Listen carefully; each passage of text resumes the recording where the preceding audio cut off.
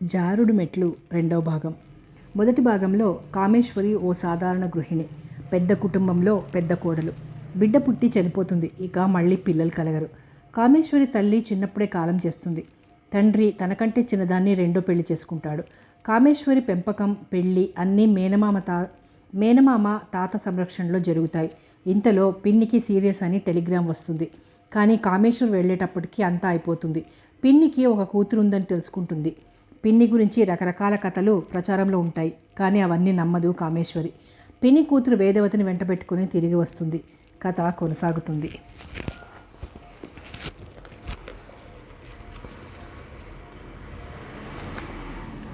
వారి మాటలు తన చెవుల్లో పడినట్లే సాలోచనలుగా నుదురు రాసుకుంటూ చెప్పుకుపోతుంది కాంతమ్మ. ఎవరో దూరపు బంధువుల పిల్ల, తల్లి తండ్రి లేని పిల్ల నాయనమ్మ దగ్గర పెరుగుతోంది. ఆ నాయనమ్మ ఏ క్షణంలో అయినా హరి అనడానికి సిద్ధంగా మంచాన పడి ఉంది. పిల్లని చూసి ముచ్చటపడి తెచ్చుకున్నావు అంత మాత్రం చెప్పి ఆమె ఊరుకుంది. ఆమె అభిప్రాయం ఏమిటో అక్కడ ఉన్న అందరికీ అర్థమైంది. ఏమంటారు అన్నట్లు అంతా ముఖాలు చూసుకున్నారు. బాగానే ఉందన్న అభిప్రాయం చూపుల్లో అందచేసుకున్నారు. వేదవతిని ఇంటికి తీసుకురావడం గురించి ఎంత రాద్ధాంతం జరుగుతుందో, అది ఎన్ని అపార్థాలకి అనర్థాలకి దారి తీస్తుందో అని దారి పొడుగున హడలి చేస్తూనే ఉంది కామేశ్వరి. అత్తగారి చల్లని మాట చెవిన పడగానే ఆ పూజా మందిరంలోంచి రోజూ తను కొలిచే దుర్గాదేవే అత్తగారి రూపంలో అలా వచ్చి తనని ఆ సంకట స్థితి నుంచి కాపాడింది అనుకుంది. కృతజ్ఞతాభావంతో కళ్ళల్లో నీళ్లు తిరగ్గా అత్తయ్య అంటూ వంగి ఆమె కాళ్ళని కళ్ళకద్దుకుంది. అలా తన కాళ్ళ మీద పడ్డ కోడల్ని రెండు చేతులా లేవనెత్తి ఆప్యాయంగా క్షణకాలం దగ్గరికి తీసుకొని వదిలిపెడుతూ, నీ వినయం నీట కలవా, నన్ను మైల పెట్టేసేవే అని విసుక్కుంటూ పెరట్లో నూతి దగ్గరికి తిరిగి స్నానం చేసుకోవడానికి వెళ్ళిపోయింది కాంతమ్మ. మొదటి రోజంతా కామేశ్వర్ ఎటు వెళ్తే అటు ఆమె వెంట నీడలా తిరుగుతూ ఉండిపోయింది వేదవతి. రెండవ నాటికి కాస్త బెదురు తగ్గి ఇంట్లో అటూ ఇటూ తనంత తానుగా తిరుగులాడుతూ మిగిలిన మనుషుల్ని వారి పనిబాట్లని గమనిస్తూ మౌనంగా గడిపేసింది. ఆ పిల్ల అందచందాలు, సున్నితత్వం ఇంట్లో అందరినీ బాగా ఆకట్టుకున్నాయి. ఈ పిల్లని ఇక్కడికి ఎందుకు తీసుకొచ్చావు అని మొదట విసుక్కున్న సుందరమ్మ కూడా పాపం కుర్రది, బెంగపడినట్లుంది. అలా బయటికి పిలిచిపోయి కాస్త ఆడించి తీసుకురారా రామకృష్ణ అంటూ కొడుకుతో చెప్పడం మొదలుపెట్టింది. తెల్లవారు లేచింది మొదలు ఇంట్లో పనిపాటల్లో సతమతమయ్యే కామేశ్వరికి ఈ రాత్రే కాస్తసేపు వేదవతి దగ్గర కూర్చుని ఆ పిల్లని అనునయించే అవకాశం కలిగింది. మూడో రోజు రాత్రి వేదవతి నిద్రపోయే వరకు పక్కలో కూర్చుని జోకొడుతూ నిద్రపోయింది అన్న నమ్మకం కలిగాక మెల్లగా లేచి దుప్పటి కప్పబోతుంటే అంతవరకు మూసుకుని ఉన్న అందమైన ఆ కళ్ళని ఒక్కసారిగా తెరిచి దీనంగా కామేశ్వర వైపు చూస్తూ, మరి అమ్మ రాలేదేం అంది వేదవతి. ఆ కాస్త మాట ఆ పిల్ల నోట్లోంచి రావడానికి ఎంతో ప్రయత్నం కావాల్సి వచ్చింది. మాట చివరగా గొంతుకులో దుఃఖం గురగురలాడింది. ఒక్కసారిగా వర్షించడానికి సిద్ధంగా ఉన్న కన్నీటి మేఘాల్లా ఉన్నాయి ఆ పిల్ల కళ్ళు. వేదవతి అన్న మాటతో కామేశ్వరి తన తప్పు తెలుసుకుంది. ఆ పిల్లని వెంట పెట్టుకుని వచ్చే ముందు మనిద్దరం మా ఊరు వెళ్దాం, అక్కడికి అమ్మ కూడా వస్తుంది అని నచ్చచెప్పి తీసుకొచ్చింది. తీరా ఇక్కడికి వచ్చాక చెల్లెలికి ఆ ఇంట ఆశ్రయం కల్పించడం ఎలా అన్న రందిలో పడి అసలు విషయం మర్చిపోయింది. పాపం పసిది ఈ 2 రోజులుగా మనసులో ఎంత బాధపడిందో, ఈ కాస్త మాట అడగడానికి ఎంతగా ధైర్యం కూడగట్టుకుందో. పిల్ల నెమ్మదైంది, బుద్ధిమంతురాలు కాబట్టి ఇంట్లో కాలు పెడుతూనే అమ్మేది రాదేమని రాగం మొదలుపెట్టలేదు. ఎప్పుడూ ఒకప్పుడు ఆ విషయం తనే చెప్తుంది అని ఊరుకుని ఉంటుంది. లేక తల్లి తనంతట తనే ఏదో ఒక సమయంలో వచ్చి వేద అంటూ అక్కును చేర్చుకుంటుందని భావించి ఉంటుంది. ఇంకా ఇలా కలకాలం ఎదురు చూసే శక్తి లేక ఇప్పుడు ఇలా బయటపడిపోయింది. ఆ పిల్ల పట్ల జాలితో కామేశ్వరి మనసు ఆర్ద్రమైంది. ఆప్యాయంగా దగ్గరికి తీసుకుంటూ, అమ్మ మరి దేవుడి దగ్గరికి వెళ్ళింది కదమ్మా, దేవుడు చాలా దూరంగా ఉన్నాడు కదా, అక్కడి నుంచి రావద్దు, అందుకే కొంచెం ఆలస్యమైంది అంది నెమ్మదిగా ఆ పిల్ల తల నిమురుతూ. అంతవరకు పడుకొని ఉన్నదల్లా ఒక్కసారిగా లేచి కూర్చుంటూ, అమ్మ దేవుడి దగ్గరికి వెళ్ళిందా అంది కళ్ళింత చేసుకుని ఆశ్చర్యంగా చూస్తూ వేదవతి. ఎవరైనా దేవుడి దగ్గరికి వెళ్ళడం అంటే ఏమిటో ఆ పిల్లకి కొద్దిగా తెలుసు. రోజు ఒక గుడ్డి తాత అడుక్కోవడానికి తమ ఇంటికి వస్తుండేవాడు. తల్లి తన చేత ఆ తాతకి రోజు బియ్యం పెట్టిస్తుండేది. కొంతకాలం పోయాక ఆ తాత రావడం మానేశాడు. అమ్మ గుడ్డి తాత రావడం లేదే అని తను అడిగితే, తాత దేవుడి దగ్గరికి వెళ్ళిపోయాడమ్మా అంది తల్లి. వేదవతి మాట్లాడకుండా అలా మౌనంగా ఉండడం చూసి తన మాట మీద ఆ పిల్లకి నమ్మకం కుదిరిందని భావించిన కామేశ్వరి దానికి మరి కాస్త బలం కలుగజేయడానికి ఇంకా ఏమేమో చెప్తోంది. మంచివాళ్ళంటే దేవుడికి చాలా ఇష్టమని, వాళ్ళని తన దగ్గర పెట్టుకొని ఎంతో బాగా చూస్తాడని, అలాగే ఇంకా ఎన్నో చెప్తోంది. ఇలా ఆమె చెప్తున్న మాటల్లో ఒక్కటి కూడా వేదవతి చెవుల్లో పడ్డం లేదు.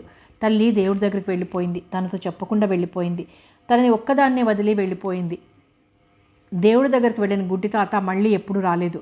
మరి తల్లి కూడా అలాగే రాకపోతే ఆ ఆలోచనకే తట్టుకోలేకపోయింది ఆ చిన్న ప్రాణం.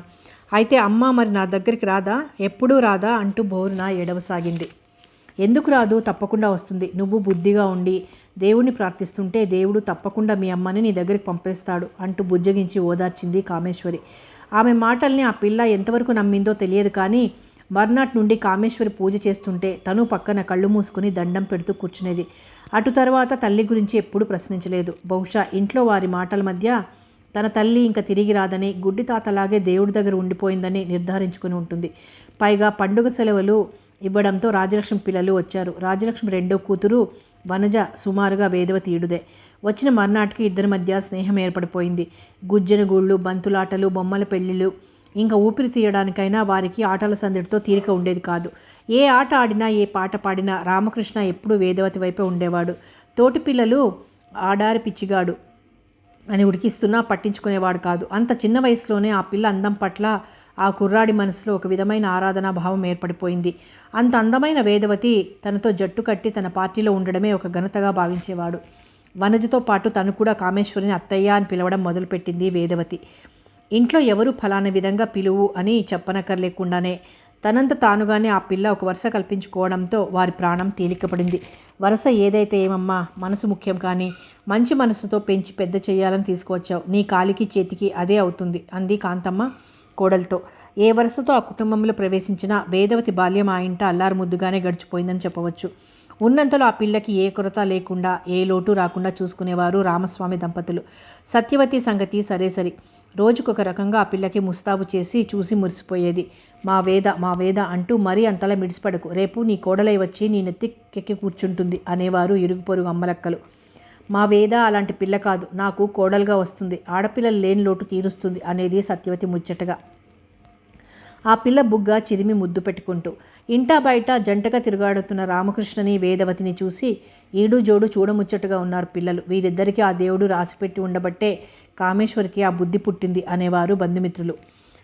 ఇటువంటి బంధుమిత్రుల మాటలు, ముసలివాళ్ల పరిహాసాలు బావ మరదళ్ళ వరుస ఆ చిన్న మనసుల్లో లోతుగా నాటుకొని వారి మధ్య ఒకానొక రకమైన సాన్నిహిత్యాన్ని, అనుబంధాన్ని సృష్టించాయి.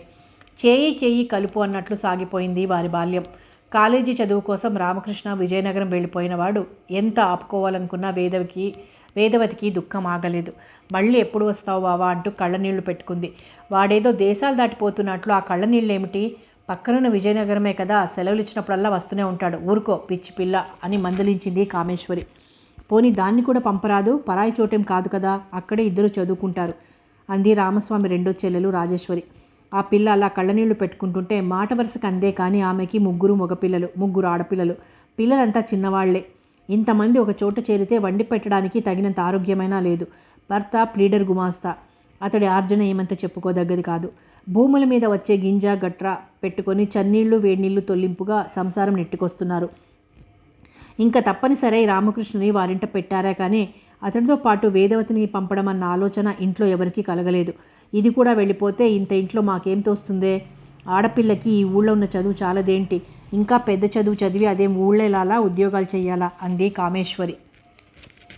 అప్పటికి 25 సార్లకి పైగా చదివిన ఉత్తరాన్ని మళ్ళీ తీసి చదువుతోంది వేదవతి. అది శనివారం ఉదయం రైల్లో బయలుదేరి వస్తున్నానంటూ రామకృష్ణ రాసిన ఉత్తరం. రేపు వస్తున్నాడు బావ, రేపు వస్తున్నాడు అంటూ ఆ ఉత్తరం చేతబడ్డ దగ్గర నుంచి కొన్ని 100 సార్లు అనుకుంది. ఆనందం, ఉత్సాహం తోసుకురాగా అందులో కొన్నిసార్లు పైకి అనేసింది. ఆ మాట వేరే చెప్పాలా, నీ ముఖం చూస్తే తెలియడం లేదు అంటూ పరిహాసం చేశారు తోటి ఆడపిల్లలు. ఈ పూటకి ఎసట్లో ఓ సోలడు బియ్యం తక్కువ పోయక్కయ్యా, బావ వస్తాడన్న కబురుతోటే వేద కడుపు నిండిపోయింది, ఇంకా భోజనం ఏం చేస్తుంది పాపం అంటూ ఆ పిల్లని ఆటలు పట్టించింది సత్యవతి. ఆ వార్త విన దగ్గర నుండి వేదవతికి కాలం కదలకుండా నిలబడిపోయింది. ఆ రాత్రి ఎంతకీ తెల్లవారలేదు. తెల్లవారాక పొద్దు చలనం లేకుండా కాళ్ళు విరిగిన ముసలమ్మలా కూర్చుంది. గడియారంలో పెద్ద ముళ్ళు 5 నిమిషాలకు ఒక్క అంకె మాత్రమే దాటసాగింది. చిన్న ముళ్ళలో కదలికే ఉన్నట్లు కనిపించలేదు. ఈ లెక్కకు 11 రావడం ఎప్పుడు, బావ రావడం ఎప్పుడు అనుకుంది వేదవతి విసిగిపోతూ. రామకృష్ణ విజయనగరంలో ఉండి చదువుకునే రోజుల్లో ప్రతి ఆదివారం ఇంటికి వచ్చేవాడు. వారంలో మిగిలిన 6 రోజులు ఆ 7వ రోజు కోసం ఎదురుచూస్తూ గడుపుకొచ్చేది వేదవతి.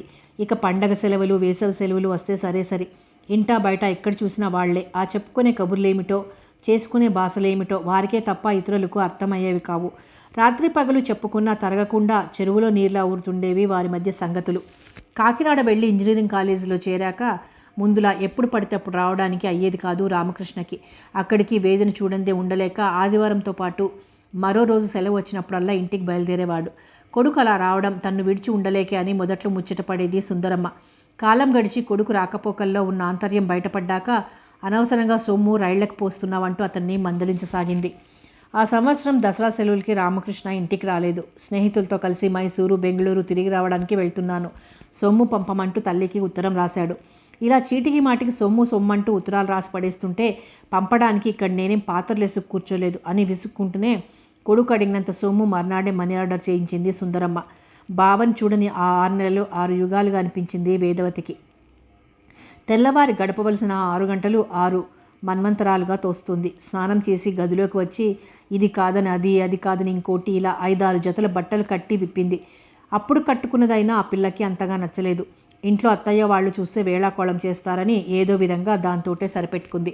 నువ్వు మా అమ్మాయితో తినేస్తావా, రామకృష్ణ వచ్చే వరకు ఉంటావా అని అడగడానికి వచ్చిన కామేశ్వరి గదిలో మంచం మీద కుప్పగా పడి ఉన్న బట్టల్ని చూసి, ఎందుకే వేద పెట్టెలో బట్టలని తీసి అలా నలిపిపోస్తావు, నువ్వు 10 కట్టుకున్నా ఎలా ఉన్నా మీ బావ కళ్ళకి అందంగానే కనిపిస్తావు, మరేం భయపడకు అంది చిన్నగా నవ్వుతూ. పో అత్తయ్య నువ్వు మరీను అంటూ ముఖాన్ని ఎర్రగా కందలా పెట్టుకొని అక్కడి నుండి పరుగు తీసింది వేదవతి. ఆ రోజు అందానికి ప్రతీకలా ఉంది వేదవతి రూపం. ఆనందానికి అవధిలా ఉంది ఆ పిల్ల ముఖం. ఎన్నో కల్పాంతరాలు గడిచాక ఎట్టకేలకు గడియారం 11 గంటలు కొట్టింది. అద్దంలో తన ముస్తాబును మరోమారు చూసుకుని బయటికి వచ్చింది వేదవతి. కొడుకు రాక కోసం చూస్తూ వీధి అరుగు మీద కూర్చున్న సుందరమ్మ, ఆ బుగ్గకో చుక్క పెట్టుకో, దిష్టి తగిలేను అంది నవ్వుతూ. తగిలితే నీ కొడుకు దిష్టి తగలాలి సుందరమ్మ, మిగిలిన వాళ్ళమంతా రోజు వేదం చూస్తున్న వాళ్ళమే అంది ఎదురింటి సోదమ్మ గడప దిగి వస్తూ. గడియారంలో పెద్ద ముళ్ళు 3 దాటబోతుంటే వదినా అన్నయ్య వస్తున్నాడు అంటూ పరుగుతో వచ్చి వార్త అందించాడు సత్యవతి రెండో కొడుకు సీను. నిజంగా అంటూ వీధిలోకి పెట్టబోయింది వేదవతి. ఇంకా చిన్నపిల్లల ఏమిటా పరుగు, వీధిలోకి వచ్చినవాడు ఇంట్లోకి రాకుండా ఉండిపోతాడా మీ బావ, వెనక నుంచి కామేశ్వరి మందలించింది. అత్తయ్య అన్న ఆ మాటలో ఇంకా చిన్నపిల్లల అన్న పదం ఇంక అడుగు ముందుకు పడకుండా వేదవతి కాళ్ళకి బంధం వేసింది. భుజం మీద నుండి అందంగా జారిపడుతున్న పల్లెవాటు కింద వయసు తెచ్చిన అందాలు, ఆ అందాల కింద స్పందిస్తున్న మనసు, బావ తలుపుకే పులకలెత్తుతున్న ఒళ్ళు తనలో కొత్తగా వచ్చిన మార్పుకి అద్దం పట్టి చూపుతున్నట్లు అనిపించి సిగ్గుల ముగ్గైపోయింది వేదవతి. ఆ పిల్ల ఆ తీయని తలుపుల్లోంచి ఇంకా పూర్తిగా కోలుకోకముందే ఎదురుగా గుమ్మంలో ప్రత్యక్షమయ్యాడు రామకృష్ణ. నూనె మీసాలతో నుదుటి మీద వస్తున్న ఉంగరాల జుట్టుతో వయస్సు వలపు రూపుదాల్చి ఎదుట నిల్చున్నట్లు క్షణకాలం 4 కళ్ళు కలుసుకున్నాయి. చూపులతోనే పలకరించుకున్నాయి. వేద అన్నాడు రామకృష్ణ. తన ఎదుట దివి నుండి భూమికి దిగి వచ్చిన అప్సరకాంతగా నిల్చున్న ఈ అందాల భామ తన వేదేనా కాక ఇంకొకరా అన్నట్టు పట్టి చూస్తూ ఆ పిలుపు వేదవతి మనసులో కోటి వీణలు మీటింది. ఆ చూపు వేదవతి హృదయపు లోపలి పొరల్ని తాకింది. ఇంకా ఒక్క క్షణం కూడా అక్కడ నిలవలేక ఇంట్లోకి పరుగు తీసింది వేదవతి. వేద అని రామకృష్ణ పిలుస్తున్నా వెనుతిరిగి చూడలేదు. ఇదిగో నీకోసం ఏం తెచ్చానో చూడు అని ఆశ పెట్టినా ఆ సిగ్గు వదల్లేదు. మధ్యాహ్నం భోజనాల సమయంలో కూడా ఆమె రామకృష్ణ పంక్తికి రాలేదు. దొడ్డమ్మ వేద తినేసిందా అన్నాడు కంచంలో పెట్టిన అన్నం ముందుకు తీసుకుంటూ. లేదురా, ఉదయం నుంచి నీకోసం ఆ గుమ్మాన ఎదురు చూడ్డంతోనే దానికి సరిపోయింది, ఇంకా తిండెక్కడ తింటుంది అంది సత్యవతి. అయితే తనకి పెట్టేయరాదు, ఇప్పటికే బాగా వేళ మిగిలిపోయింది, అది మాతో తింటుందట, నీ భోజనం కాని అంది కామేశ్వరి. భోజనాలు అయ్యాక అంతా వీధి చావిట్లో కూర్చుని కబుర్లు చెప్పుకుంటున్నప్పుడు కూడా వేదవతి ఆ చుట్టుపక్కల ఉన్న జాడలేదు. ఎప్పటికైనా తను గది వదిలి బయటికి రాకపోతుందా అనే ఆశతో తల్లితో దొడ్డమ్మతో కాకినాడ కబుర్లు చెప్తూ అలా చాలాసేపు అక్కడే నిరీక్షించాడు రామకృష్ణ. అలా ఎంతసేపు నిరీక్షించినా వేదవతి దర్శనం అతడికి కాలేదు. అదేమిటి, భుజం మీద పైట వేసేసరికల్లా ఆడపిల్లలు ఇలా మారిపోతారు. తనని చూడడం కోసం రోజు వెనుక రోజుగా ఇంతకాలం ఎదురుచూసి ఎంతో ఆశతో ఇంటికి వస్తే ఎంత సిగ్గైనా లేక ఎంతో అలుకైనా మరీ ఇంత మొండిగా ప్రవర్తించడం ఏమిటి, నా గురించి తనకి అంత పట్టకపోతే నాకేనేమిటి అభిమానం దాచుకోబోయింది, ఈ బెట్టు ఎంతకాలం చేస్తుందో నేను చూస్తాను అనుకున్నాడు విసిగిపోయి. కనుచీకటి పడే వేళ వీధి చావిట్లో దీపం పెట్టి వస్తూ రామకృష్ణ ఉన్నాడేమోనని పక్క గదిలోకి తొంగి చూసింది వేదవతి. గది తలుపు ఓరవాకిలుగా తెరిచి ఉంది. గదిలో మనుషులను అలికిడలేదు. తన కోసం బావా ఏదో తెచ్చానన్నాడు. ఆ తెచ్చిన వస్తువేమిటో చూడాలని ఆ పిల్ల మనసు అప్పటి నుండి కుతూహలంతో కొట్టుకుపోతోంది. బావా ఇంట్లో లేడు. అతడు పెట్టె గాలించి ఆ తెచ్చిన కానుక ఏదో చూడ్డానికి ఇదే సమయం అనుకుంది. ఒకసారి అటు ఇటు చూసి చుట్టుపక్కల ఎవరూ లేరని నిర్ణయం చేసుకుని నెమ్మదిగా తలుపు తెరుచుకొని గదిలో కడుగు పెట్టింది. గది అంతా ఏదో వింత వాసనతో గుబాళిస్తోంది. నెమ్మదిగా అడుగులు వేసుకుంటూ టేబుల్ పక్కగా ఉన్న రామకృష్ణ పెట్టె దగ్గరికి వెళ్ళింది. పెట్టెలో బట్టలు, పుస్తకాలు, టాయిలెట్ సామాన్లు, ప్రతి వస్తువు ఎంతో ఆత్మీయంగా అనిపించింది. ఒకటొకటిగా వాటిని ఒత్తిగిలుస్తూ చూస్తుంటే కాకినాడ వెళ్ళాక రామకృష్ణ తీయించుకున్న ఫోటో ఒకటి టేబుల్ మీద పెట్టుకోవడానికి అనువుగా అందమైన ఫ్రేమ్లో కనిపించింది. బట్టల మధ్య నుండి దాన్ని పదిలంగా తీసి వెలుగులోకి తెచ్చి చూసింది. ఆ ఫోటోలో రామకృష్ణ తానెరుగుని ఎవరో కొత్త వ్యక్తిలా కనిపించాడు వేదవతికి. ముఖం ముందుకన్నా బాగా నునుపు తేలింది. మూతిపై నూనూగు మీసాలు లేచాయి. పక్కబాలుగా చూస్తున్న ఆ చూపులో కొంటెతనం చోటు చేసుకుంది. చురుకైన ఆ కళ్ళతో తనని పట్టి చూస్తున్నట్లు అనిపించింది ఆ పిల్లకి. ఆ చూపులు ఏవో కొత్తగా, మత్తుగా ఒంటికి తగిలి గిలిగింతలు పెట్టసాగాయి. అరమోడ్పు కన్నులతో ఆ ఫోటోను అలా చేతబట్టుకొని ఎంతోసేపు ఉండిపోయింది. ఆ ఫోటోలో భావన చూస్తుంటే ఆ పిల్ల మనసులో ఏవేవో దృశ్యాలు, మరేవేవో కోరికలు తెరలుగా కదలసాగాయి. కంగారుగా ఒకసారి అటు ఇటు చూసి చటుక్కున ఆ ఫోటోలో ఉన్న భావని ఒక్కసారి ముద్దు పెట్టుకుంది. తను అలా ముద్దు పెట్టుకుంటుండగా ఎవరైనా చూశారేమో అన్న భయం అంతలోనే మనసులో ప్రవేశించింది. వెనుతిరిగి గుమ్మం వైపు చూసింది. వరండాలో ఎవరూ తిరుగాడుతున్న అలికిడి లేదు. చావిట్లో పెట్టిన దీపపు వెలుగు తెరిచి ఉన్న గుమ్మంలోంచి గదిలో పడుతోంది. పెట్టెలో బట్టల మధ్య ఉన్న ఆ ఫోటోని అంతకు పూర్వం ఉన్న విధంగా పెట్టి నెమ్మదిగా లేవబోతుంటే అక్కడే ఒంకెకి తగిల్చి ఉన్న రామకృష్ణ షర్టు చేతికి తగిలి కింద పడిపోయింది. దాన్ని తీసి యథాస్థానంలో పెట్టబోతుంటే జేబులోంచి జారిపడింది ఏదో వస్తువు. అలా జారిపడ్డ ఆ వస్తువును తీసి దీపపు వెలుగులో పెట్టి చూస్తూ, అమ్మ బావా, అప్పుడే అంత పెద్దవాడవైపోయావా అనుకుంది వేదవతి ఆశ్చర్యపోతూ. ఆమె గదిలోకి రావడం చూసి తలుపు వారు నక్కిన రామకృష్ణకి అంతవరకు నడిచిన సన్నివేశాలు తృప్తిని, ఆనందాన్ని కలిగించాయి. కానీ చివరి సంఘటనే చిక్కుల్లో పెట్టేసింది. ఆమె దాన్ని కాస్త చేతబట్టుకుపోయి తల్లికో, పెదతల్లికో లేక పెదనాన్నకో చూపించిందంటే కొంప మునిగిపోతుంది. తన మీద అలిగి కూర్చున్న వేదవతి ఎంత పని చేసినా చేస్తుంది. అదే జరిగిందంటే ఇక తన నోట్లో కరెక్కాయే. ఇచ్చిన ప్రతి పైసాకి లెక్క చెప్పమని పీకల మీద కూర్చుంటుంది తల్లి. మంచి మాటలతో అడిగితే ఇచ్చే ఘటం కాదు ఈ పిల్ల. అవసరం తనది కదా అని ఏడ్పించి చంపుతుంది. ఏమి చెయ్యాలా అని కాసేపు ఆలోచించాడు. అంతలోనే అతని మనసులోకి వచ్చింది చురుకైన ఒక ఆలోచన. వెనుకపాటుగా వచ్చే ఒక్క ఉదుటిన ఆమె చేతిలోంచి దాన్ని లాక్కోబోయాడు. ఇటువంటి పరిస్థితి ఊహించి ఉండని ఆమె హడలిపోయి ఒక కేక పెట్టి చేతిలో వస్తువును దిగవిడిచింది. ఆ కేక ఇంట్లో వాళ్ళ చెవుల్లో పడుతుందేమోనని భయంతో ఒక చేత ఆమె నోరు మూస్తూ రెండో చేత్తో ఆమెను అటు నుండి ఇటు తిప్పుకుంటూ నేనే వేద, నేనే రామకృష్ణుని అన్నాడు రహస్యం చెప్తున్నట్టు ఆమె చెవి దగ్గర నోరు పెట్టి. అంతకాలం తరువాత ఆ రూపులో వేదవతిని చూస్తుంటే అతి దగ్గరగా కొట్టుకుంటున్న ఆమె గుండెల తాకిడికి తన శరీరంలో నరాలన్నీ ఉద్రేకంతో, ఉత్సాహంతో ఊగిపోతుంటే నేల జారి పడిపోయిన సిగరెట్ పెట్టె గురించి, అది పెద్దవాళ్ల దృష్టిలో పడితే ఎదురయ్యే ఇబ్బందుల గురించి ఆలోచించలేక వేద అంటూ రెండు చేతుల దగ్గరకు లాక్కొని అంతవరకు ఉదయం నుండి దూరంగా ఉంటూ తన్ను ఏడిపిస్తున్నందుకు కసితీర పెదవులపై ముద్దు పెట్టుకున్నాడు. అతడు చేసిన ఆ కొంట పనితో ఆమె మనసు మత్తులో మునిగిపోయింది. ఒళ్ళంతా కంగారుగా కంపించిపోయింది. వదులు, నన్నొదులు అంటూ రెండు చేతులు అతన్ని నెట్టివేసి బయటపడింది.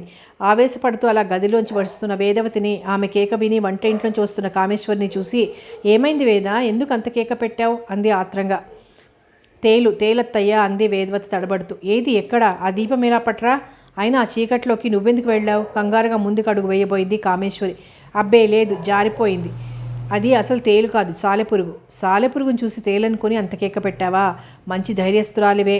ఇప్పటికైనా వెళ్ళి ఓ దీపం వెలిగించి తెచ్చి ఆ గదిలో పెట్టు.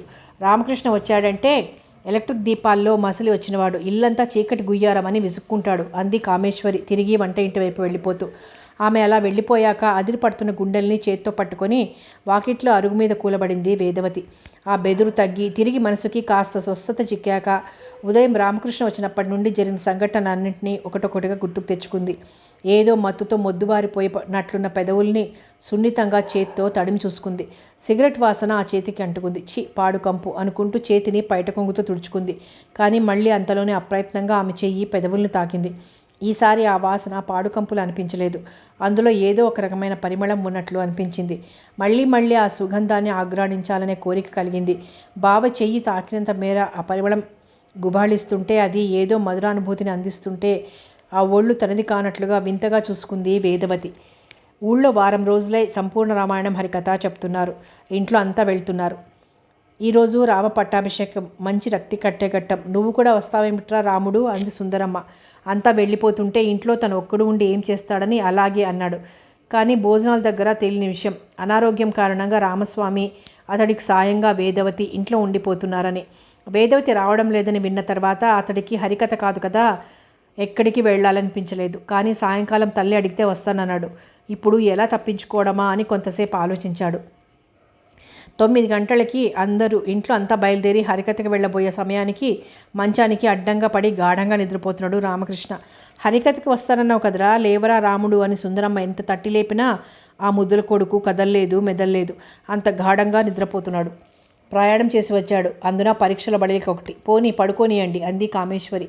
అందరినీ అంపకం పెట్టి రామస్వామి వీధి తలుపు వేసుకొని తన గదిలోకి వెళ్ళి పడుకునే వరకు, అతడికి చిరుగుర్రు శ్రావ్యంగా వినిపించే వరకు అలాగే కదలక మెదలక నిద్ర నటించిన రామకృష్ణ ఆ గ్రీన్ సిగ్నల్ అందుకొని అప్పుడు మెల్లగా కళ్ళు తెరిచాడు.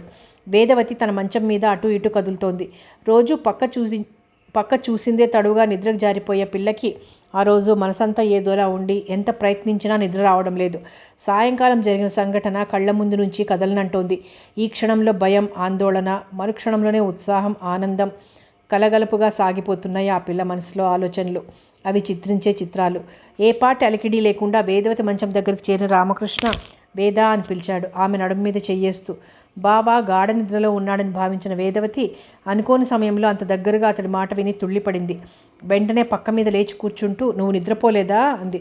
ఓహో, నిద్ర పోనీలేదు అన్నాడు రామకృష్ణ కొంటెగా నవ్వుతూ. ఆ కొంటె నవ్వు మిగిలిన కథంతా విడమర్చి చెప్పింది. ఇక్కడ మాట్లాడితే పెదనానికి వినిపిస్తుంది, రా పెరట్లోకి పోయి కబుర్లు చెప్పుకుందాం అన్నాడు రామకృష్ణ అటు దారితీస్తూ. ఊహు, నేను రాను అంది వేదవతి తల అడ్డంగా ఆడిస్తూ. బుద్ధిగా రాకపోతే ఎత్తుకు తీసుకుపోతాను బెదిరించాడు అతడు.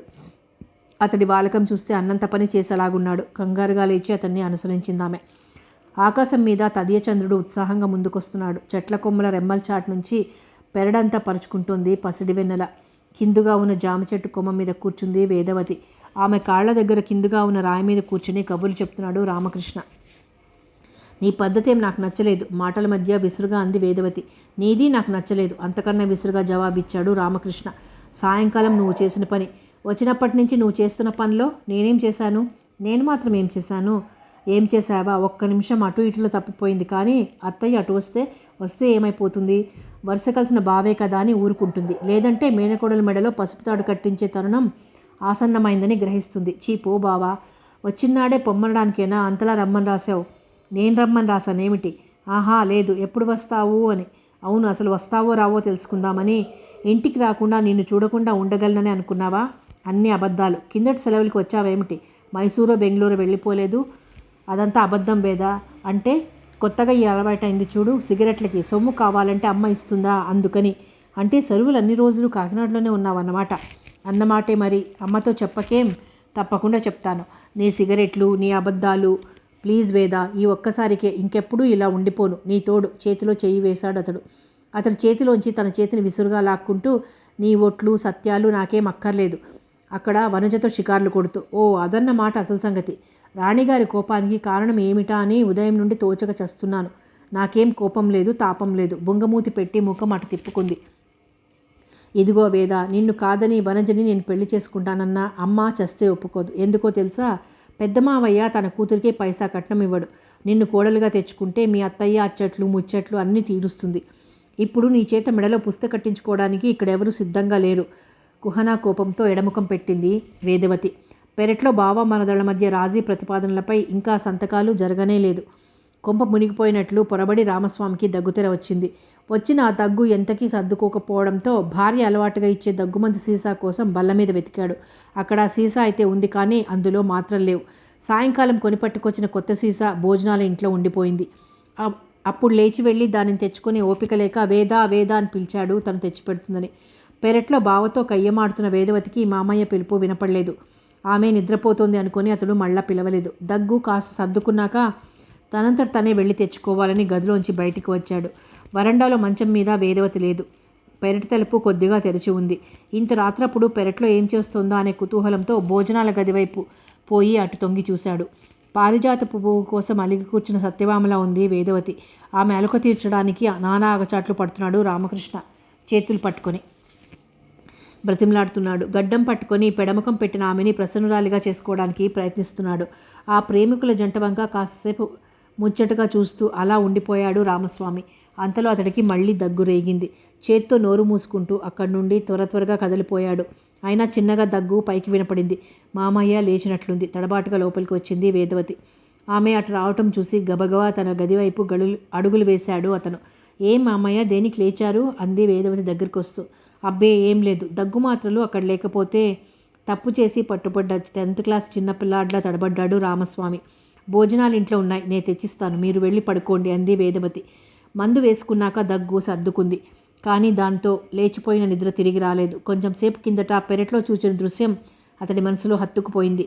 మళ్ళీ కళ్ళ ముందు అదే బొమ్మ కదలాడింది. అతనికి తన యవ్వనపు తొలి రోజులు గుర్తుకొచ్చాయి. ఆనాటి తీయని సంఘటనలు మనసులోకి వచ్చి గిలిగింతలు పెట్టాయి. ఎంతసేపు అలా ఆలోచనల్లో పడి కొట్టుకుపోయాడు. అవి ఎప్పుడూ జరిగినంతగా ఉద్విగ్నత పొందాడు. గోడ గడియారం అరగంట కొట్టింది. టైం ఎంత ఉంటుందో చూడాలనిపించింది నిజానికి. అతడిని పక్కమించి లేవకొట్టిన కారణం అది కాదు. తనకి మందు ఇచ్చి వేదవతి మళ్ళా పెరట్లోకి వెళ్ళిపోయిందా? వాళ్ళిద్దరూ ఇంకా అక్కడే ఆ తన్మయావస్థలో అలాగే ఉన్నారా అనే కుతూహలం. అలికిడి కాకుండా నెమ్మదిగా గదిలోంచి బయటకు వచ్చాడు. వేదవతి వరండాలో తన పక్క మీద పడుకొని నిర్మలంగా నిద్రపోతుంది. వాకిట్లోంచి తొంగి చూస్తున్న వెన్నెల ఆ పిల్ల అందాన్ని పదింతలు చేసి చూపుతోంది. ఎవరో నేర్పరి అయిన శిల్పి చెక్కిన పాలరాతి బొమ్మలా ఉంది వేదవతి. ఇలా ఒక పక్కకు ఒతిగిలి తల కింద చేయి పెట్టుకొని పడుకున్న ఆమెను చూస్తుంటే తను రోజూ చూస్తున్న వేదల కాక ఎవరో కొత్త మనిషి అనిపించింది రామస్వామికి. ఒక్క నిమిషం కళ్ళార్పకుండా ఆమె వంక ముచ్చటగా చూసి లోపలికి వచ్చి పడుకున్నాడు. ఎప్పుడూ లేనిది ఆ రాత్రి అతడికి చాలా పెద్ద కల వచ్చింది. ఆ కలలో వేదవతి కనిపించింది. ఆ కళకి ఆధారం వేదవతి చిన్నతనంలో జరిగిన ఒక సంఘటన. ఒకరోజు రామస్వామి పొలానికి బయలుదేరుతుంటే తను వస్తానని వెంటపడింది వేదవతి. ఇంటికి తిరిగి వస్తుంటే వర్షం పట్టుకుంది. ఇద్దరూ ఒక రావి చెట్టు కింద తలదాచుకున్నారు. కానీ ఎంతకీ వర్షం తగ్గుముఖం పట్టం లేదు. చీకటి కూడా పడిపోతోంది. చలేస్తుందని భయమేస్తుందని ఏడవడం మొదలుపెట్టింది వేదవతి. ఆమెని తను కప్పుకున్న సేలవ కిందకి తీసుకుని దగ్గరగా ఒత్తి పట్టుకుంటూ భయం లేదులే, నేనున్నానుగా అంటూ ఓదార్చాడు రామస్వామి.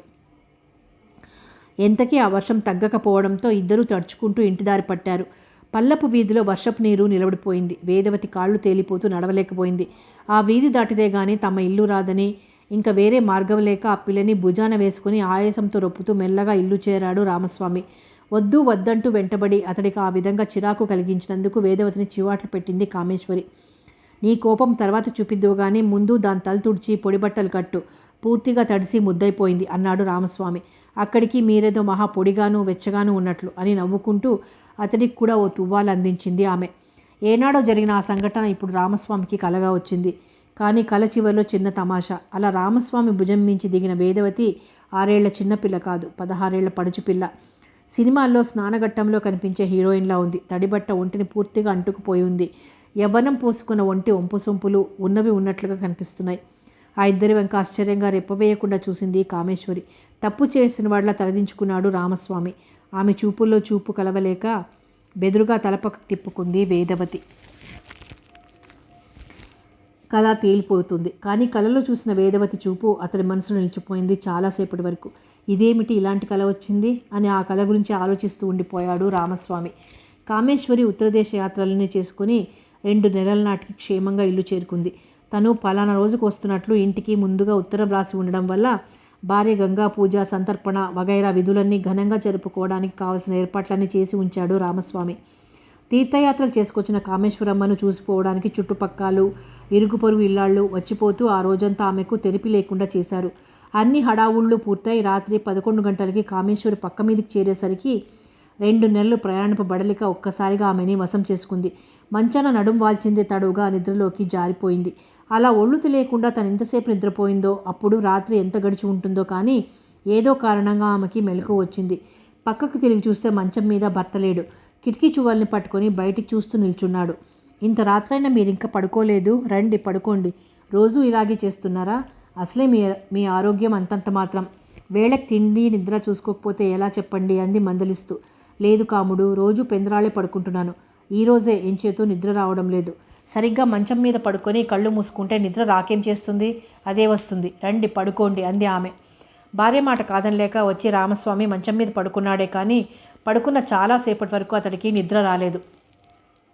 ఇటు దొర్లి అటు దొర్లి అలా చాలాసేపు అవస్థపడ్డాక ఎప్పటికో నిద్రాదేవి అతడిని కనికరించింది. కామేశ్వరికి మాత్రం ఎంత ప్రయత్నించినా మళ్ళీ కంటి మీద రెప్పపడలేదు. 25 ఏళ్లకు పైగా అలవాటు పడిన ఆ మంచం పక్క ఈరోజు ఏదో కొత్తగా ఉన్నట్లు అనిపించింది. 2 నెలల పాటు ఉన్న చోట ఉండక, తిన్న చోట తినక తిరుగులాడ్డం మూలంగా ఈరోజు పట్టెమంచం, మెత్తటి పరుపు అలా కొత్తగా అనిపిస్తున్నాయేమో అనుకుంది. నిజానికి ఆమెకు నిద్ర పట్టకపోవడానికి అది కారణం కాదు. భర్త అలవాటు పడిన పద్ధతిలో ఆ రోజు పడుకోలేదు. అసలు కారణం అది. ఒక చెయ్యి తలగడి కింద, మరోటి భార్య నడుము మీదుగా వేసుకొని పడుకోవడం రామస్వామికి అలవాటు. ఒక విధంగా కామేశ్వరి అలవాటు కూడా అదే. ఈ అలవాటు ఈనాటిది కాదు. వారు దంపతులుగా జీవితం మొదలుపెట్టినప్పటి నుంచి వస్తున్న అలవాటిది. ఆనాడు భార్యకు అంటి ముట్టనంత దూరంలో పడుకొని అలవోకగా ఒక చెయ్యి మాత్రం ఆమె భుజం మీద వేసి నిద్రపోతున్నాడు రామస్వామి. తను ఇంటలేని 2 నెలల కాలానికే అంతకాలంగా అలవాటు పడిన పద్ధతిలో మార్పు ఎందుకు వచ్చిందా అని ఆశ్చర్యపోయింది కామేశ్వరి. అలా ఆలోచిస్తుంటే ఉదయం నుంచి పని తొందరలో తను గుర్తించలేదు, కానీ అతడి ప్రతి చర్యలో ఏదో అతి సున్నితమైన మార్పు వచ్చినట్లే మనసుకు తోచింది. ఏమైంది? తను ఇంట లేని కాలంలో ఏం జరిగింది? ఆమె మనసు పరిపరి విధాల పోసాగింది. అన్న సమయానికి తాను తిరిగి రాకుండా తీర్థయాత్రలు కొనసాగించిందని కోపం వచ్చిందా? లేక ఇంట్లో ఎవరైనా అతడి మనసు కష్టపెట్టే మాట్లాడినారా? ఒకరోజు పొలం నుంచి వస్తూ బాగా తడిశాడని, దాంతో దగ్గు జ్వరం పట్టుకొని 10-15 రోజుల పాటు పడక వేశాడని ఇంట్లో వాళ్ళు చెప్పారు. ఆ సమయంలో వేద తన పనిపాట్లను చూడలేకపోయిందా? ఎంత ఆలోచించినా అతడిలో వచ్చిన మార్పుకి కారణం ఇదై ఉంటుందని ఊహించలేకపోయింది కామేశ్వరి. ఏ విషయం తరచి చూసినా అది ఎంతో అల్పమైన సంగతి అయినట్లు, భర్త మనసులో తన పట్లగాల అనురాగాన్ని కించపరిచి ఇంత మార్పు తేగల బలం దానికి లేనట్లు అనిపించసాగింది. కానీ ఒక విషయం మాత్రం ఆమెకి స్పష్టంగా తెలియవచ్చింది. తను ఇంటలేని ఈ 2 నెలల కాలంలో జరగరాని సంఘటన ఏదో ఇంట్లో జరిగింది. అది అతి మెత్తట అతడి హృదయంపై గట్టి దెబ్బ కొట్టింది. దానిలోంచి మనిషి కోలుకోలేకపోతున్నాడు. మనసు విప్పి చెప్పలేకపోతున్నాడు. ఈ విధమైన అతడి ప్రవర్తనకి అదే కారణం. లేకపోతే 2 నెలల తర్వాత ఇంటికొచ్చిన ఇల్లాలిని అతడు పలకరించే తీరు ఇది కాదు.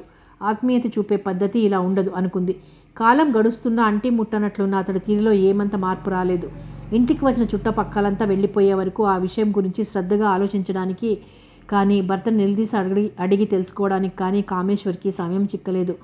పతిదేవుడు పరాకు చిత్తగించడంతోటే ఆమె సతమతమై చేస్తుంటే వేదవతి విషయంలో కూడా ఏదో అసహజతే కనిపించింది ఆమెకి. వచ్చిన వెంటనే వచ్చేసావా అత్తయ్య అని పలికించడం మినహా మిగిలిన రోజంతా ఆమె కంటపడకుండా తప్పుకు తిరిగింది వేదవతి. అటు తర్వాత కూడా అవసరమైన మాటలు తప్పిస్తే తనంతట తానుగా కల్పించుకొని మాట్లాడింది లేదు. అదే పూర్వపు రోజుల్లో అయితే అంతకాలం అత్తయ్యను దూరంగా ఉన్నందుకు ఆమె ఇంటికి వచ్చాక కొంగు ముడికట్టుకొని ఆ కొరత అంతా ఊడిపోయేలా తిరిగి ఉండేది. అత్తయ్య, నువ్వు లేకపోతే ఇల్లంతా ఎంత చిన్నపోయిందనుకున్నావు?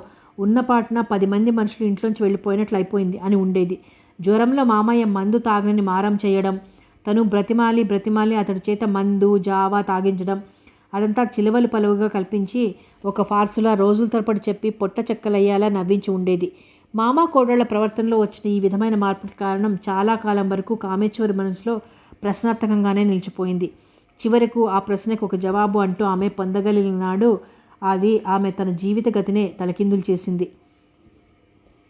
ఆషాఢం వచ్చినా ఇంకా ఎండల తాకిడి తగ్గలేదు. ఎండపూట మధ్యాహ్నం భోజనాలయ్యాక ఓ కొనుకు తీసి లేవడం కామేశ్వరికి అలవాటు కొద్దీ అలా పడుకున్న మనసులో స్థిమితం లేక కళ్ళ మీదికి నిద్ర రాలేదు. ఇంట్లో పరిస్థితి చూస్తుంటే ఎంతకాలం నుంచో కోరుకుంటున్న సర్వేశ్వరుడి దర్శనం అయిందని, మేనమామ వాళ్ల సాయం ఉండబట్టి బద్రీయాత్ర కూడా జరిగిపోయిందని తృప్తి లేకుండా పోయింది. ఏపాటి మనశ్శాంతి లేకుండా పోయింది. తన తీర్థయాత్ర ఫలం ఈ విధంగా ఉంటుందని ముందుగా ఊహించగలిగి ఉంటే ఆమె ఎంతమాత్రం ఇల్లు కదిలి ఉండేది కాదు. ఆ విశ్వేశ్వరుడు కాశీలోనే ఇల్లు కట్టుకుని కూర్చున్నాడా? చూడ్డానికి శక్తి ఉంటే ఎక్కడ లేడు అని ఇంతకాలం ఎలా తృప్తి పడుతూ వచ్చిందో మిగిలిన జీవితం కూడా అలాగే సమాధానపడి గడిపేసి ఉండేది. అనుకోని విధంగా అనంతయ్య సకుటుంబంగా ఉత్తరాది యాత్రలకి బయలుదేరుతున్నాను, నువ్వు కూడా బయలుదేరు అని ఉత్తరం రాయడం, ఇంట్లో వాళ్ళంతా ఇటువంటి అవకాశం మళ్ళీ రాదు, ఇంకా వెనక్కి తీయకని ప్రోత్సహించడం, ముఖ్యంగా భర్త కాముడు ఎంతకాలంగానో నా మనసులో ఉన్న కోరిక తీర్చడానికి ఆ విశ్వేశ్వరుడే మీ మామయ్యకి ఈ బుద్ధి పుట్టించాడేమో, ఇంకా అవును కాదు అనక బయలుదేరు అని పట్టుబట్టడం, కర్ణుడి చావుకి కారణాల్లా అవన్నీ సమకూరాయి కామేశ్వరి కాశీయాత్రకి. మావయ్య గురించి నువ్వేం బెంగ పెట్టుకోకత్తయ్యా, నువ్వు తిరిగి వచ్చేటప్పటికీ పువ్వుల వసివాడకుండా నీ చేతుల్లో పెడతాను అంది వేదవతి ఆమెకి ధైర్యం చెప్తూ. నీ భరోసాతోటే వెళ్తున్నానే వేద, అత్తయ్య పెద్దవారైపోయారు, ఏమీ చూడలేరు. ఇంకా సత్యవతి పద్మ ఉన్నారంటే వాళ్ళ సంసారాలు వాళ్లకున్నాయి. సుందరమ్మ పిన్ని ఆ వంట ఇల్లు కదిలిరారు. మీ మావయ్యకి ఏ వేళకి ఏం కావాలో అంతా నువ్వే చూసుకోవాలి తల్లి అంటూ ఎన్నో అప్పగింతలు పెట్టి మరీ బండెక్కింది కామేశ్వరి. మధ్యలో 10 రోజుల పాటు పడకేసిన రామస్వామి ఆరోగ్యం ముందు కన్నా బాగా ఉంది. కానీ మనిషి అనుకోని విధంగా మారిపోయాడు. కారణం ఏమిటి అన్నదే కామేశ్వరికి కొరుకుడు పడని ప్రశ్నగా నిలిచిపోయింది. ఆలోచనల బరువుకు ఆమె కనురెప్పలు వాలి ఉన్నాయే కానీ వాటికి ఇంకా నిద్ర వచ్చే ఛాయలు మాత్రం లేవు. ఎవరో వడివడిగా అడుగులు వేస్తూ వరండాలోంచి నడిచి వెళ్తున్నట్లు ఆమెకు కనిపించింది. కళ్ళు తెరిచి చూడకుండానే ఎవరది, వేదా, సీను అంటూ ప్రశ్నించింది. అటు నుండి జవాబు లేదు. పిలిస్తే పలకకుండా అలా వెళ్ళిపోయింది ఎవరా అన్న సందేహం ఆమెని చాపం మించి లేవగొట్టింది.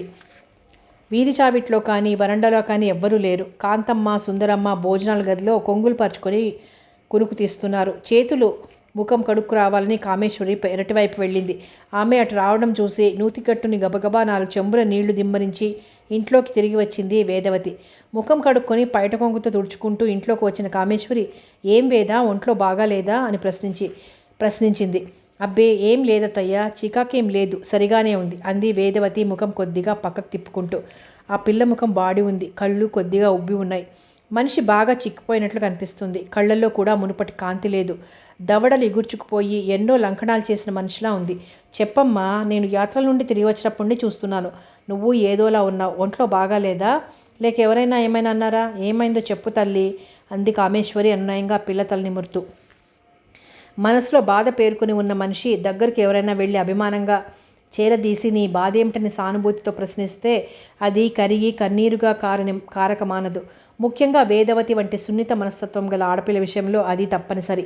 కళ్ళల్లో తిరుగుతున్న నీళ్లు చెక్కిళ్లపై నుంచి కారుతుండగానే ఏం లేదత్తయ్యా, నిజంగా ఏం లేదు అంటూ నవ్వడానికి ప్రయత్నించింది వేదవతి. నీ బాధ ఏమిటో నాతో చెప్పకపోతే ఇంకెవరితో చెప్పుకుంటావు వేదా? నీ క్షేమం కోరేదాన్ని, నీ తల్లి లాంటిదాన్ని. అత్తయ్య అంటూ 2 చేతుల్లో ముఖం దాచుకుని వెక్కి వెక్కి ఏడ్చింది వేదవతి. వేద, ఊరుకో తల్లి అంటూ 2 చేతులు ఆ పిల్లని దగ్గరికి తీసుకుంది కామేశ్వరి. ఆ పరిస్థితిలో ఉన్న వేదవతిని చూస్తుంటే ఆమె మనసుని దహించి వేస్తున్న ఆ బాధని చేతనైతే తను తీసుకుని ఆమెకి ఊరట కలిగించాలని ఆరాటపడిపోయింది ఆమె హృదయం. ఉద్వేగంతో ఎగిరిపడుతున్న ఆ గుండెలు, శ్రావణ మేఘాల్లా వర్షిస్తున్న ఆ కళ్ళు ఏదో జరగకూడని విషయమే జరిగిందని తెలియచేస్తున్నాయి. పువ్వుల అల్లారుముద్దుగా పెరుగుతున్న ఒక కన్నెపిల్ల అలా గుండెలు పగిలేలా ఏడుస్తోంది అంటే సాధారణంగా దానికి కారణం ఒకటే అయి ఉంటుంది. అటువంటి తలంపు మనసులోకి రాగానే కామేశ్వర్ గుండెలు గడగడలాడాయి. వేదవతిని చేరదీసి పట్టుకున్న చేతులు పట్టుసడలాయి. నీ ఊహ తప్పు అంది ఆమె బుద్ధి. వేద అంత తెలివి తక్కువ పిల్ల కాదు. తన కోసం నువ్వు నిర్మిస్తున్న జీవిత సౌధంలో ఎంత హాయిగా ఎంత తృప్తిగా బ్రతకవచ్చో గ్రహించలేనంత మూర్ఖురాలు కాదు. నిన్ను కాదని బయట అడుగు పెడితే తన జీవితపు విలువ ఏమిటో ఊహించుకోలేనంత అమాయకురాలు కాదు. అన్నింటినీ మించి నీ మనసు గాయపరిచే పని, నీకు తలవంపులు తెచ్చే పనిని తను ఎన్నటికీ చెయ్యదు. బుద్ధికి మనసు వత్తాసు పలికింది. వేదవతి ఇంకా అలాగే ఏడుస్తుంది. ఏడుపై రూపుదాల్చినట్లు ఏడుస్తోంది. ఏడవడానికే బ్రహ్మదేవుడు అంత పెద్ద కళ్ళతో సృష్టించినట్లు ఏడుస్తోంది. నిండు వర్షాకాలంలో కుండపోతగా వర్షిస్తున్న నీటి మేఘాల్లా ఉన్నాయి ఆ కళ్ళు. గట్టు తెగి పొంగి పొరులుతున్న మంచినీటి తటాకాల్లా ఉన్నాయి ఆ కళ్ళు. ఏదీ చెప్పకుండా అలా ఏడుస్తుంటే ఎలా వేదా? అసలేం జరిగిందో నాతో చెప్పు. నీ దుఃఖం తీర్చడానికి, నీ బాధ తుడిచిపెట్టడానికి నేను చేయగలిగింది ఏమైనా ఉంటే తప్పక చెప్పు అంది కామేశ్వరి. దైన్యమే రూపుదాల్చినట్లున్న వేదవతి తల ఎత్తి ఒక్కసారిగా అత్త కళ్ళల్లోకి చూసింది. ఎలా చెప్పేది అత్తయ్య, ఏమని చెప్పేది అన్నట్టుంది ఆ చూపు. ఆ పిల్లకి ధైర్యం చెప్తున్నట్లు బుజ్జగిస్తున్నట్లు నడుంపై చెయ్యి వేసి నిమరసాగింది కామేశ్వరి. అత్త చెయ్యి అందించిన బలంతో ధైర్యాన్ని కూడగట్టుకోవడానికి అన్నట్లు గట్టిగా ఒక్క నిట్టూర్పు విడిచింది వేదవతి. చెప్పు లాలనగా అంది కామేశ్వరి. నేను తల్లిని కాబోతున్నా. తన పక్కనే పిడుగుపడినట్లు అదిరిపడింది కామేశ్వరి. తన చేతులకు పాములు చుట్టుకున్నట్లు ఒక్క ఊపుతో అప్పిలని పక్కకు విదిలించి కొట్టింది. ఉద్రేకంతో ఆమె మనసు, శరీరం ఊగిపోతోంది. అంతవరకు ఆమె మనసులో వేదవతి పట్ల గల జాలి, ఆప్యాయత క్షణాల మీద కోపం అసహ్యంగా మారిపోయాయి. ఎంత పని చేశావే పాపిష్టిదానా, నీ బ్రతుకు బండలు కాను, ఈ ఇంటి పరువు ప్రతిష్టలు మంట కలిపావే, నిప్పులాంటి వంశమే ఇది, నీ మూలంగా ఈనాటికి బుగ్గిపాలైంది అని తిట్టిపోసింది. మామగారి తాత నిత్యాగ్నిహోత్రే, తండ్రి గారు సోమయాజీ, మామగారు దేవతార్చన, గీతాపారాయణ కాందే నోట మంచినీళ్ళైనా పోసేవారు కాదు. ఇంకా మీ మావయ్య దేవుడే, నిజంగా దేవుడు. అటువంటి ఇంటికి నిన్ను తెచ్చిపెట్టి ఇంటి పేరు మంట కలిపాను. నిన్నేదో పెంచి పెద్ద చేసి మీ అమ్మ కోరిక తీరుద్దామని, నువ్వు సుఖ సంతోషాలతో 10 మందిలా బ్రతికేలా చేద్దామని అనుకున్నా. నా ఆశలు మంట కలిపావు. నీ బ్రతుకు నట్టేట ముంచుకున్నావు. ఎందుకు చేసావే ఇటువంటి పాడు పని, ఎందుకు చేశావు అని ఆవేశపడిపోయింది. పోనీ ఇదైనా చెప్పు, నిన్ను ఈ స్థితికి ఇచ్చింది ఎవరు? 10 మంది తిరిగే ఇంట్లో ఉన్న నిన్ను ఇంత గుండెలు తీసిన పనికి పురికల్పింది ఎవరు? చెప్పవే నిన్ను తెచ్చి పెంచిన పాపానికి వాడి కాళ్ల మీద పడి బ్రతిమాలుకుంటాను. నలుగురిలో మా బ్రతుకులు నగుబాటు చెయ్యొద్దని, నీ మెడలో ఓ పసుపు తాడు కట్టి ఈ ఆపద గట్టెక్కించమని వేడుకుంటాను. వాడి కాళ్ళు పట్టుకుంటాను. మాటిమాటికి క్షణక్షణానికి ఆమెలో ఆవేశంతో పాటు కోపం పెరిగిపోతున్నాయి. వేదవతిని పట్టుకొని కుదిపేస్తూ పిచ్చిగా కేకలు వేయడం మొదలుపెట్టింది. ఒక్కసారి మాత్రం ఏదో చెప్పాలని వేదవతి నోరు తెరవబోయింది. కానీ అత్తయ్య ఆవేశం, కోపం చూశాక ఆ మాట పైకి అనడానికి ఆమెకి ధైర్యం చాలలేదు. ఎవరో చెప్పవే అంటే దెయ్యం పట్టిన దానిలో అలా చూస్తావేమే? ఇది ఏడుపుతో తీరే సమస్య కాదు. నీకు నాకు చావుకొచ్చింది. ఆడదానిగా పుట్టినందుకు నీకు, నేను తెచ్చి పెంచినందుకు నాకు. ఎన్ని ఆశలు పెట్టుకున్నానే నీ మీద, ఎంతగా కలలు కన్నానో నీ భవిష్యత్తు గురించి. నా ఆశల్ని నాశనం చేసిన ఆ దుర్మార్గుడెవరు? పువ్వులాంటి నీ జీవితాన్ని కుమ్మిపోయిన ఆ పశువు ఎవడే చెప్పు. ఆవేశంతో ఊగిపోతూ ఎంత దెబ్బ తగులుతుందో, ఎక్కడ తగులుతుందో కూడా చూడకుండా ఎడాపెడా వాయించేస్తుంది కామేశ్వరి. తగులుతున్న ఆ దెబ్బలకి వేదవతి చెంపలు వాచిపోతున్నాయి. తగిలిన చోటల్లా పచ్చని ఒంటి మీద ఎర్రగా తట్టు తేలిపోతోంది. దెబ్బలకి తప్పుకోవడం లేదు వేదవతి. కాసుకోవడానికి ప్రయత్నమైనా చేయడం లేదు. నువ్వు ఎన్ని తిట్టినా, ఎంత కొట్టినా, ఏ శిక్ష విధించినా దానికి నేను అర్హురాలని అత్తయ్య. నీ కోపం తీర్చుకో. నాకు జరిగిన అన్యాయానికి తగిన శిక్ష విధించు అన్నట్టు నిశ్చలంగా నిలిచిపోయింది. కానీ ఆమె కళ్ళ వెంట నీళ్లు మాత్రం కొండవాగులా జలజలా ప్రవహిస్తున్నాయి. ఆ నీటితో కరిగిపోతోంది ఆమె వంటిలోని రక్తం. పువ్వులాంటి తన జీవితం మొగ్గలోనే మాడిపోయిందనే బాధతో కాదు, ఎంతగానో ఊహించుకున్న తన కలల జీవితం ఆదిలోనే కరిగిపోయిందనే వేదనతో కాదు, తల్లిలా పెంచి పెద్ద చేసిన అత్తయ్యకి అన్యాయం జరిగిపోయింది అన్న బాధతో, దేవతలాంటి అత్తయ్య తన మూలంగా అవమానం పాలవుతోంది అన్న వ్యధతో, ఆమె హృదయంలో కమ్మరి కొలిమిలా మండుతున్న ఈ బాధని అర్థం చేసుకోవడానికి అక్కడ ఎవరున్నారు? ఉద్రేకంతో కోపంతో మండిపడుతున్న కామేశ్వరి ఉచితానుచిత జ్ఞానాన్ని ఎప్పుడో కోల్పోయింది. కథ కొనసాగుతుంది.